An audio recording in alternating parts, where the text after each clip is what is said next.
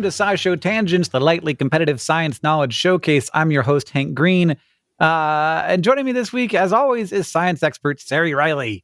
Hello. And also sitting in for Sam is our different resident everyman, our old other resident everyman, Stefan Chin.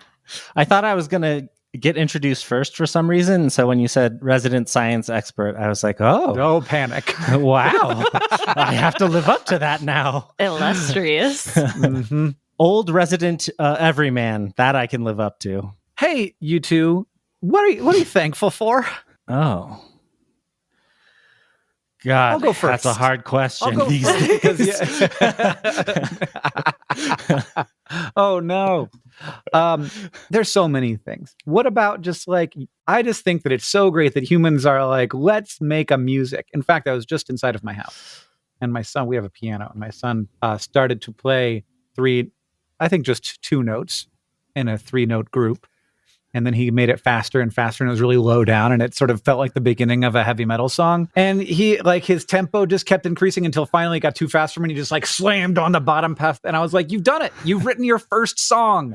So I'm thankful for that. Well, I'm thankful for all of you. I got to see Stefan's face. I've seen Stefan's parents before, more recently than I've seen Stefan. What I'm genuinely not mushily thankful for is public transportation. I love living in a space now where I can take a train, a bus, any number of a ferry.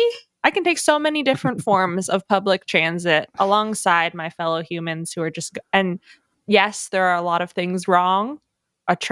Several trains caught on fire this year. A line was shut down for a month. But when you like walk on a train with hundreds of other people and walk out and everyone disperses into their relative directions, it's like, I feel like a little ant and everything is so perfectly coordinated. And how does this even work? We created this infrastructure where people can get to where they need to get to without hopping in our individual cars. Yeah, it's super. Like, I love feeling like part of a system. I know, like, I objectively know that I'm always part of a system. But when I'm in a city, I feel it more. I am the blood in the blood vessel, traveling around, making society function. Oh. I think I actively avoid that feeling. Yeah. Well. I don't want to be in the blood vessel. What am I thankful for? Taylor Swift's Midnight. Oh. Is that the new one? Yeah. The 3 a.m. version. Have that on repeat. That's way, like, not midnight. It's the same time of night, roughly. I mean, it's I feel very different at 3 a.m. 3 a.m. midnight. Oh, well... I feel it's dark. Like I have the same vibes at midnight versus 3 a.m. I mean, at this point in my life, I'm more likely to be waking up at 3 a.m. than staying up to 3 a.m. So that's really different from a lot of the previous years I've lived. 3 a.m. feels more chaotic to me, where you've been working really hard on something and you're in a flow state, and then all of a sudden you look up and it's like, oh, it's 3 a.m. Or you're doing something with friends and you're like, whoa, it's 3 a.m. And midnight's like, just midnight. I'm watching Netflix. It's midnight. Yeah. Nah. 3 a.m. is like, I'm a little bit further in the video game, but I've still been playing since before midnight. Yeah. 3 a.m. is like Civilization 5 times. Probably like 20% of the times I've been awake at 3 a.m. has been because of Sid Meier. Oh, man. Anyway. This podcast is brought to you by Sid Meier's Civ 5, a game that they're actively not promoting anymore. Anyway, I am also grateful for all of our SciShow Tangents listeners. Thank you so much for showing up. Every week here on Tangents, we get together to try to one-up, amaze, and delight each other with science facts while also trying to stay on topic. Our panelists are playing for glory. They're also playing for Hank Bucks, which I will be awarding as we play. And at the end of the episode, one of you two will be crowned the winner. And they're not chin bucks anymore. No. I got shafted on the name after I won. I believe you decided to leave the podcast. That is true. The truth comes out. This is Stefan's little, you'll never guess what happened on my science podcast. I got kicked off. I don't know if that ever seemed that way to anyone, but Stefan didn't do a bad thing that we kicked him off the podcast for, just so you know. That's not what happened. I feel like if people thought that, somebody would have come at me on Twitter. Somebody would have said something, probably. Yeah, I never heard any of that. Now, as always, we're going to introduce this week's topic with the traditional science poem, this week from Stefan. Wings, wings, those beautiful things. Oh, wow. Oh, what lift. I love it. Sorry I interrupted. Okay. Wings, wings, those beautiful things. Oh, what lifting a true wing can bring. Yes! The tip of a wing sends air spiraling in mesmerizing swirls of vorticity. But the thing about wings is their great diversity. Birds and bats, yes, but also some seeds. Propellers, race cars, and F-16s. Winged things move aerodynamically. Now, flight was a dream to which humans would cling until flight was made right, eventually. But if you instead leave the dreaming up to me, I wish for wings boneless and very spicy. Wow. Oh, boy. I think the meter got kind of borked in the middle there, but, you know. I think Stefan, that's a classic Stefan poem. Classic Stefan. It feels None of us can recreate it. Yeah. It's like, it leaves you a little bit at moments sort of feeling like you've teetered over the edge and you don't know what's happening, but then it catches you as you fall. Like any good Emily Dickinson poem. I think you're just like that. So the topic for today, though, it's wings, which apparently lots of things rhyme with. And wings are, and it's interesting, Stefan outlined in his poem several things that I would not have thought of as wings, including seed, like propeller seed wings, and also like the spoilers on a race car, which is, I guess, a wing. Like it's trying to use air to influence lift, but not to create lift, to fight against it. So I don't know if we should consider that as a wing. Yeah. It's just, you just flip it upside down so that the lift is pushing you down instead of up. That's true. But if you put a cup upside down, is it a cup anymore? Yeah.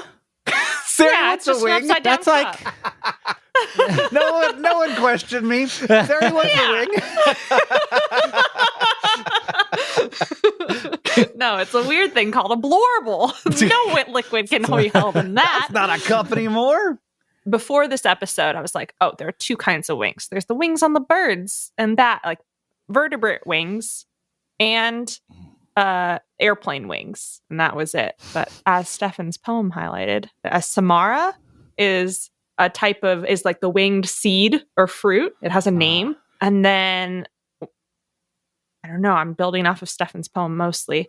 We got the classic edible wings with muscle from chickens and other birds, presumably.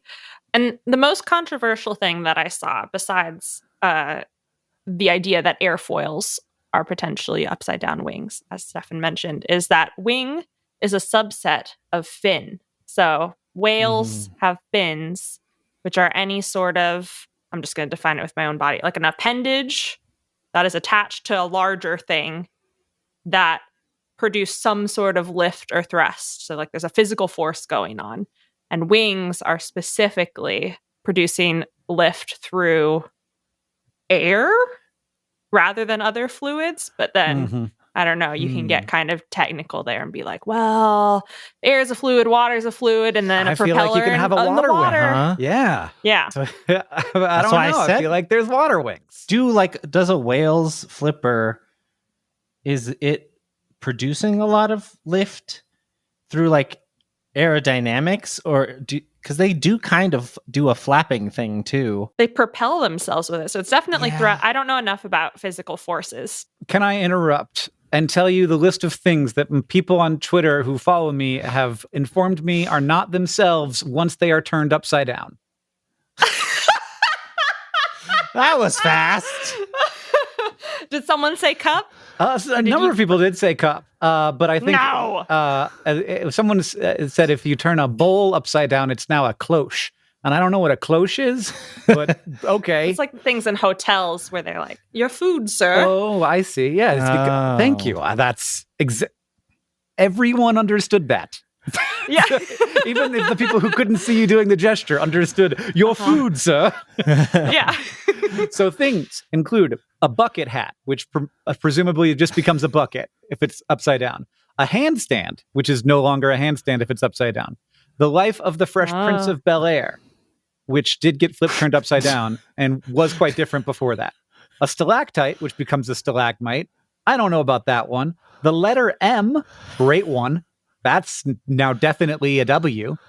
This was one of my favorites. A hammer with an axe on the bottom. If you turn it upside down, is an axe with a hammer on the bottom. No, this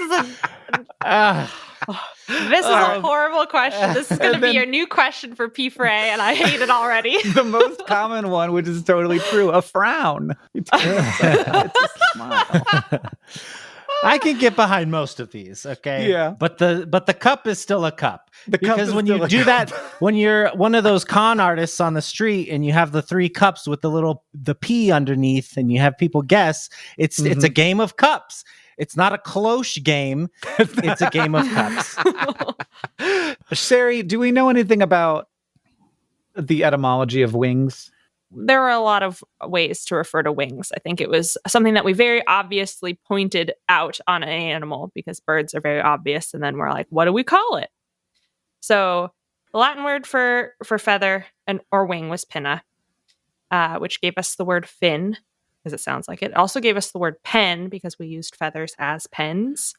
The ancient Greek patera, with the P, meant wing. And so that's where we get a lot of our animal taxonomy suffixes. So hymenoptera or helicopter or other or just things. like pterodactyl. Pterodactyl, yes. And the modern word wing didn't come along until the late 12th century. And it specifically referred to wenge, I think is how it was pronounced, Wenge, which is the forelimb of a bird or a bat that was related to flight. So at some point in the history of talking about flying animals, we went from the thing with feathers and had a lot of words around the fact that wings had to have feathers. And then we realized in the late 12th century that bats were a thing. We were like, damn, we got to call wings something else. And so then I don't know from where. You just made it up. It is generally an unknown origin of where wing came from. So it was probably just some guy who was like, well, that flying critter don't have feathers. It's a wing. A special word for that. Yeah, I need a special word. So I think we have a fairly good idea of what wings are, even though probably not, as is the way of these things. So we're going to move on to the quiz portion of our show. This week, we're going to be playing Truth or Fail Wings Edition. Obviously, wings are very good for helping animals take off into the air, but there's more to life than flying, and there's more to wings than helping animals move around. In fact, nature has found some other creative uses for wings. The following are 3 stories about additional talents exhibited by animals and their wings, but only one of them is true. Which one is it? So, here's story number 1. Bats like to eat moths, using echolocation to find them. So to avoid detection, moths have special scales on their wings that are able to absorb sound, making them harder for bats to find. But it could be fact number 2. Bowflies like to colonize the carcasses of dead animals, but that means they end up competing with each other for space. So after landing, blowflies will extend their wings to make as much space for themselves as possible and keep other blowflies away from their precious meal. Or it could be fact number 3. Butterflies migrating long distances have to be able to adjust to different climates on their journeys. So their wings are equipped with microscopic structures that respond to changes in wind speed by making tiny adjustments to the shape of the butterfly's wing so they can fly more efficiently. Which is it? Is it story number 1? Moths have soundproof scales on their wings to avoid bat detection. Fact number 2, blowflies use their wings as a fence to carve out a space on animal carcasses. Or fact number 3, butterfly wings shapeshift at the microscopic level to adjust to changes in wind speed. Starting with the moths, I feel like I've heard this before, but that's always it's tricky. Deceptive. It's tricky. Yeah. Because I'm like, I saw something about moths one time, but who knows? Well, I don't know. I could totally see a wing doing something like changing shape in a way that would Because like you have like, I don't know, like they design planes and stuff that can't be seen on like radar or whatever because it's shaped in particular ways to like repel the signals in away from the source. So it seems plausible that a moth could be doing something like that. Are their wings like furry, feather? Not really feathery, but they're certainly not furry or feathery, but they look that way. They look fuzzy. I mean that also feels like it could trap echolocation pings in some way as well. Yeah, we got sound. Yeah, It's sound foam. like sound. Yeah, it's like sound foam. Yeah, I agree, and it seems like a very obvious evolutionary advantage. Any moths that had this ability would survive because they are not being eaten. Right. But I think that also applies to the third one, which is the butterfly morphing wing, where if you can't survive the heat, if you can't beat the heat, you're just going to die. So that I don't know how an insect would morph their wing in that way. I don't know enough about insect wings, but it feels like once the butterfly wings unfurl, they're just there. And then you can extend them out, flap, do the wing thing, and then close and open. That's it. Well, they got like lymph flowing around in there. I don't know what they'd do, but it feels like they could do something. And then I think it's also an evolutionary advantage to stake out your claim on a carcass, you know? I like the idea of them with their little shoulders out.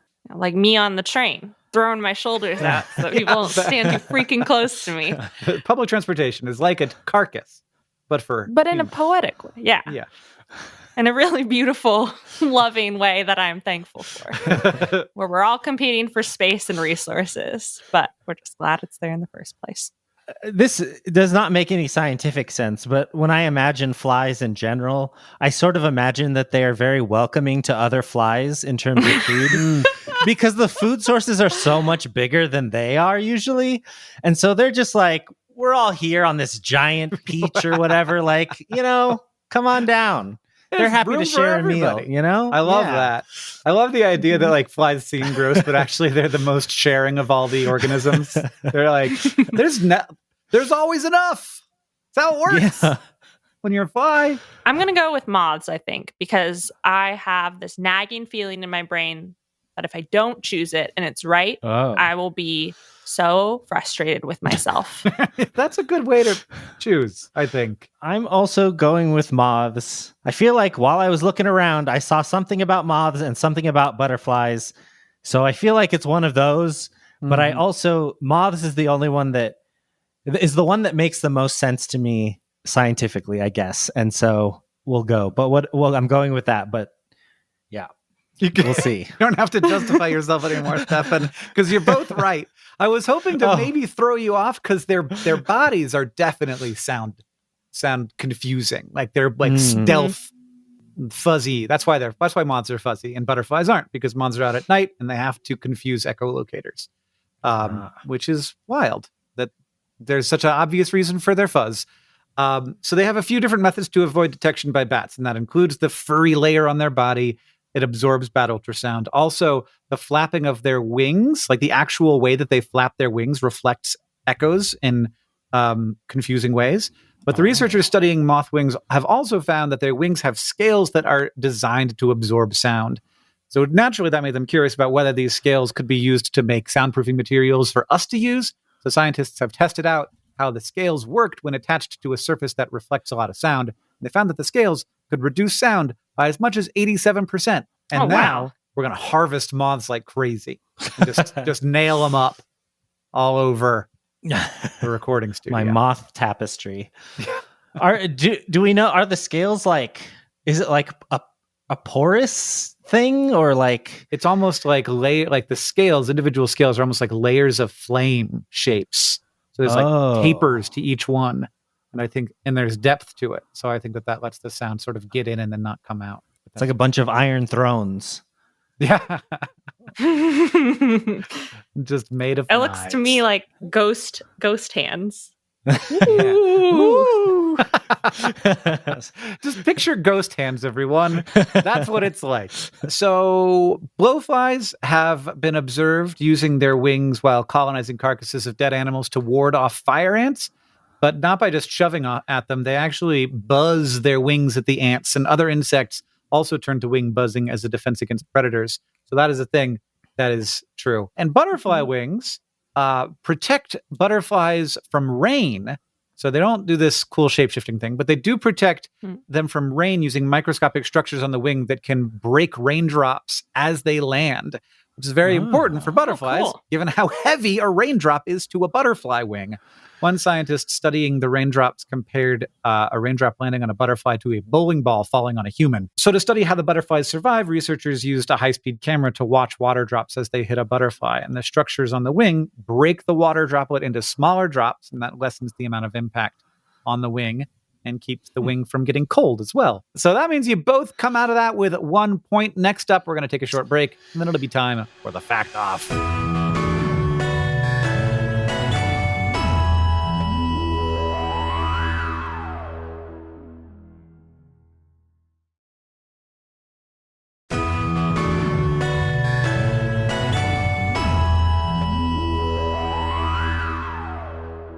Welcome back, everybody. It's time for the Fact Off. Our panelists have brought science facts to present to me in an attempt to blow my mind. After they have presented their facts, I will judge them and award Hank Bucks any way I see fit. But to decide who goes first, I have a trivia question. The Burke Museum in Seattle has the largest collection of spread wings from birds, which is exactly what it sounds like. Wings spread out so that you can see them in full. The wings are carefully separated from the body of dead birds and then air-dried and stored in bug-free storage to keep them safe. The collection is used by wildlife artists as well as by researchers studying things like feather molting and wing shape. How many wings are currently in the museum's collection? So it's like just the wings. Just not the wings. Separated from the bodies. Took them off. Weird. And had just a wing museum. This is not fair. This is Sari's home turf. Yeah, but I didn't. Sarah didn't count the bird wings. I did not go. Unfortunately, I was not a bird nerd as a child. Maybe she has a better sense of the scale of this museum. It's like pretty big. Ah. So imagine how many birds would fit into a museum and then double it. That's how I'm doing it. Because wings. I'm going to say 2,000. Oh, 2,000. Okay. I'll say 20,000. The answer is nice range. Is 40,000. Whoa! So congratulations, Steph. Double it, Sari. Double it. Yeah, you got to remember it's not like at a museum. Almost everything's in the back. Yeah. And they just got racks and racks that they can pull out and be like, what bird do you want? I got a wing from everybody. And I bet it smells great. Well, wings don't have that much to rot on them, I feel like. Do bird feathers smell bad? The thing that was stinky in the museum at the university where the Brain Scoop was filmed was the like water birds, because they had like a bunch of oils in their feathers to keep them. And so that oil got rancid and it just stunk. When I was there, there's not much of a scent. Well, I feel like once things get dried out, it's like, eh. So that means that Stefan gets to decide who goes first. Oh, I guess I'll go. So I'm going to talk about parachutes, which are kind of wing-ish. They don't do as much lifting, I guess, but it's in the same vein. So we've had the idea for parachutes for a long time, of course. Apparently there's light evidence that around the year 1100, there were Chinese people jumping off of things with rigid umbrellas and surviving. But that's I don't know if we know much more than that. Okay. And then like Da Vinci, of course, sketched an umbrella, or not an umbrella, a parachute, but it was like pyramid shaped, which is an interesting choice. And then I guess the first successful jump with a like fabric parachute without a rigid frame, so something more like what we would think of as a parachute, was 1797, which was earlier than I would have expected. The thing about traditional parachutes is that they need a lot of, you have to jump from high enough up so that you have enough room, enough time for the parachute to open. And during the early 1900s, when flight was just sort of becoming a thing, they already knew about these, like a general parachute design, but they didn't have a design that would work for pilots who are in an emergency and possibly at low altitude. And so that leads us to Franz Reichelt, who's also known as the Flying Tailor. And he was trying to design. I know kind of this one. You know the story. I don't. Yeah. So he was trying to design a parachute wingsuit type thing that would be like a parachute that was integrated into the pilot's flight suit. So if they needed to, they could just sort of jump out and be good. And he was testing his design on dummies by like throwing them off of his apartment building, which I think was five stories up. And I think he had like some initial success, but then like as he kept going, like it was not really working out super well. And like his original design used a ton of fabric and weighed 150 pounds. So it's like not super practical. This makes you fall faster. We've increased your terminal velocity. Oh no. But Franz was very, very confident in his design. And so he moved on to doing some test jumps himself. And so one of his jumps was from 26 feet up, and he ended up with a broken leg. And the lesson that he took from that was that he needed to jump from higher up because the chute needs more time to deploy. So, and when I first read that, I was like, what the hell are you thinking? But like, it makes sense why you would want to go higher. A base jumper has to jump from a certain height. And that's with like modern materials. He ended up spending like, I think over a year trying to apply for permission to throw a dummy off of the balcony of the Eiffel Tower. I think it's the lower balcony, which is 180 feet up. And so they kept rejecting him, but eventually he did get permission to do that. So of course he called the press because he's like, everyone needs to come see this. Because once they see the value of my design, I'm going to get like, I think there was a cash prize that you could win if you designed a parachute that could fulfill the needs of pilots. But of course, Mr. Franz pulled a little switcheroo, and he showed up to this event wearing the suit himself because he had fully intended the whole time to do the jump himself, even though he was like, no, I'm going to totally just throw a dummy, guys. So he did the jump, and it did not deploy correctly, and he ended up falling to his death in front of a crowd of press, which is not a fun story. No. What was wrong with his design? Obviously many things, but was it impossible with the materials at the time?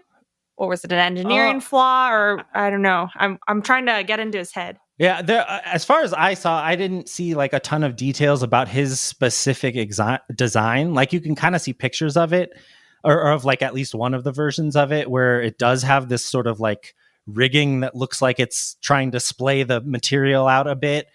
But it also, I think, was sort of looked like the modern wingsuits, where there was some fabric that was meant to sort of balloon out between all the limbs and things like that. I know that during his jump, it didn't like he got kind of tangled up in the fabric. So it might have been like the deploying mechanism was just not reliable, or like it was probably, no matter what, even if it had worked, it probably would not have been great. But it seems to have been an engineering problem where it did not deploy, even though he had plenty of time for it to deploy. Sari, what do you got for me? Does everyone lost live? Yeah, mine's very different. The ClubWinged Mannequin, which has the excellent scientific name Maturopterus deliciosus, is a cute little South American bird with bright red and black coloring. So we're in the cheerful zone now. And while most birds have hollow or partially hollow bones, because that's a helpful adaptation to stay light for flying, these birds are unique.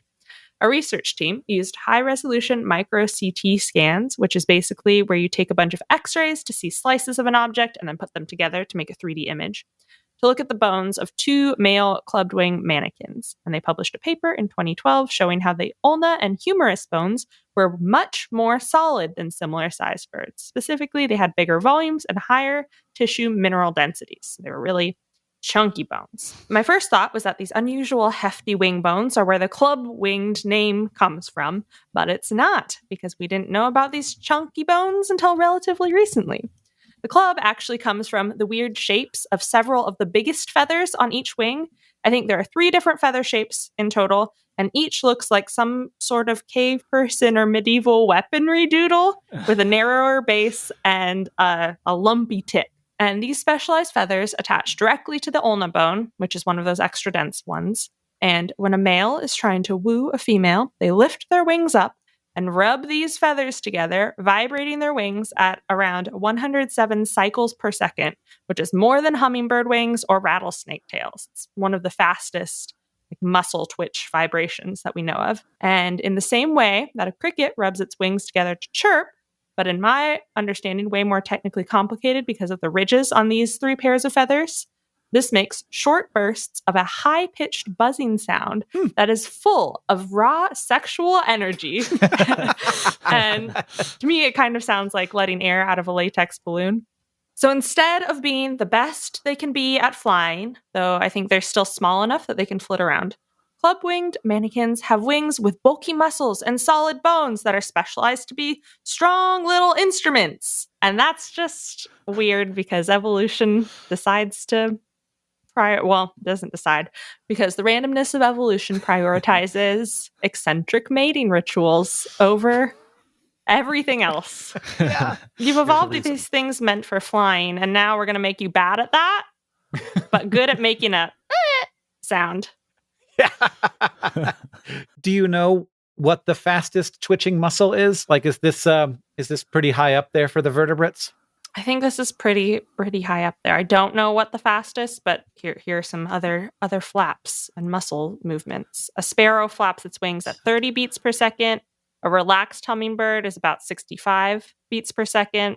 An excited male hummingbird is 75 to 90 flaps, and a rattlesnake is about 90 shakes per second. So, But it makes me think of it's like when you're playing Mario Party and you're playing one of those games where you have to like click fast or press the button faster than the other person, and so you get in there, oh God. And you're like, ooh, like you're not even like controlling your arm, you're just sort of vibrating because you tense your muscle. Very sexy. Everybody knows that Mario Party is the human's metabolically expensive mating ritual. Mm-hmm. All right, so now I have to choose because that's my job. I'm obviously, dude jumping to his death is a pretty good TikTok. That's a pretty good TikTok. People love that. But I think that starting a TikTok off with what's the fastest any vertebrate vibrates that's good. Somebody's going to stick around for the rest of that video. And also I hadn't heard about it already. So Sari's the winner of the episode. I'm sorry, Stefan. That's all right. So now it's time to ask the Science Couch. We've got a listener question for our couch of finely honed scientific minds. Valkilius asks, if planes are able to fly because of the specific shape of their wings, how do they fly upside down? From what I understand, there are 2 different things that affect this. There's the angle of attack, and there's the shape of the wing. And so you can change the angle of attack so that it overcomes it's still dramatically less efficient, but you can change the angle of attack so that you can fly a plane upside down perpetually, even though the wing shape is wrong. But it's just way less efficient. I mean, the only thing I have to add to that is that there are different acrobatic maneuvers that stunt planes can do. There's like a loop-de-loop, flying upside down, and like rolling, barrel roll. There are plenty of planes that are not designed to do this. So you wouldn't necessarily try this with a passenger plane, because by the time you flipped it upside down and then tilted the nose to an angle at which the wings would give you lift, I think that would take way too much time and the physics would be working against you. But a lot of stunt planes that are meant to fly upside down have symmetrical wing shapes.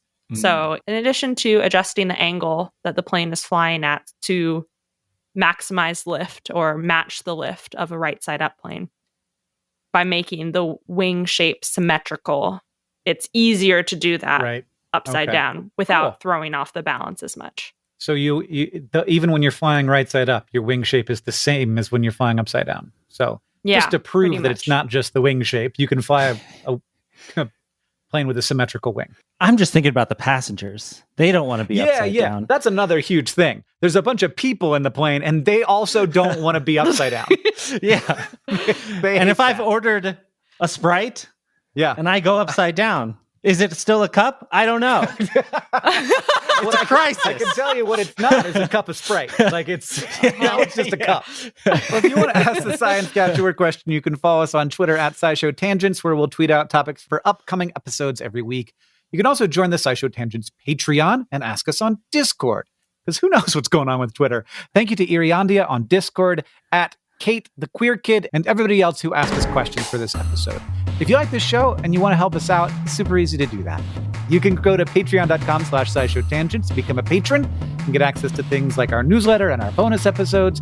We also have a tier where you can get a special in-episode shout-out, which is what patron John Pollock subscribed at. Thank you to John. Second, you can leave us a review wherever you listen. That's super helpful, and it helps us know what you like about the show. And finally, if you want to show your love for SciShow Tangents, just tell people about us. Tell people about us. It's been a while. Tell people about us. Thank you for joining us. I've been Hank Green. I've been Sari Riley. I've been Stefan Chin. SciShow Tangents is created by all of us and produced by Sam Schultz. Our editor is Seth Glixman. Our story editor is Alex Billo. Our social media organizer is Julia Buzz Bazzaio. Our editorial assistant is Duboki Chakravarti. Our sound design is by Joseph Medish. Our executive producers are Kaylin Hoffmeister and me, Hank Green. And of course, we couldn't make any of this without our patrons on Patreon. Thank you, and remember, the mind is not a vessel to be filled, but a fire to be lighted.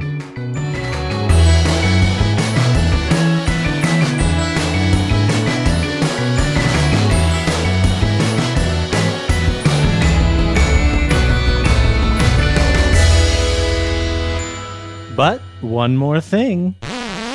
Engineers rely on really precise measurements to design and build things, so there are standard ways to describe diagrams of vehicles like planes. A common XYZ coordinate system has the y-axis extend from the nose to the tail of the plane, and it's often called the butt line or buttock line. So it just makes sense that the place where the wing joins onto the main body of the plane is called the wing butt line, and it can be attached with structures like wing butt ribs, which can also be called wing roots, but, that's less fun. Would you eat a wing butt rib? That does sound okay. All of those parts are tasty. There's a thing in a plane called the auxiliary power unit, which is just an engine that creates all the electricity on the plane. So there's a little generator in the back of a plane, and it has an exhaust that comes right out the butt of the plane. And Catherine, my wife, once looked at that, and she pointed at it, and she said, "Planus." Well, it's on the butt line, so it's definitely correct. Yeah. A little fart tube. So every time I look at the exhaust of an APU, I think Planus every time.